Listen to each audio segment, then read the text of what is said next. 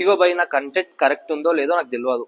మస్తు మందికి అయితే, చాలా మందికి అయితే వర్కౌట్స్ పేర్లు, వర్కౌట్ ఫామ్స్ అసలు ఏం తెలియదు.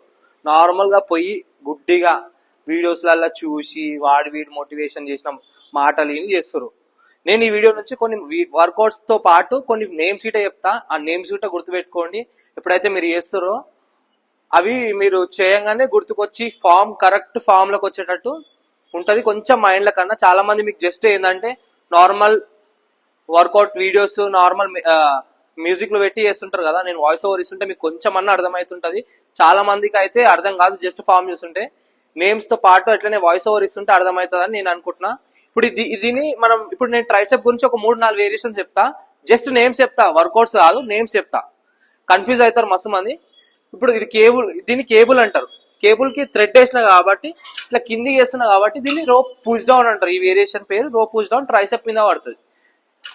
ఇదే వేరియేషన్, ఇదే కేబుల్, ఇదే హ్యాండిల్. నేను జస్ట్ నా యాంగిల్ అనేది చేంజ్ చేస్తున్నా. దీన్ని హై కేబుల్ ఎక్స్టెన్షన్ అంటారు రోప్ తోటి. ఓకేనా. ఇంకోటి ఏంటంటే దీన్ని కేబుల్ ని కిందికి వేసిన, సేమ్ ఇదే హ్యాండిల్ వేసిన, సేమ్ ఇట్లా ఎక్స్టెన్షన్ చేస్తున్నా. దీన్ని లో కేబుల్ ఎక్స్టెన్షన్ అంటారు. సో ఇట్లాంటి నేమ్స్ ఎందుకు తెలుసుకోవాలంటే మీరు వేరియేషన్స్ లా కుప్పల కొద్ది వర్కౌట్స్ ఉంటాయి. సో ఇట్లా కొన్ని వేరియేషన్స్ నేమ్స్ తెలుసుకున్నా మీకు కొంచెమన్నా నాలెడ్జ్ అనేది వస్తుంది. ఇట్లాంటి నాలెడ్జ్ కావాలంటే మన ఛానల్ని ఫాలో చేసుకోరు.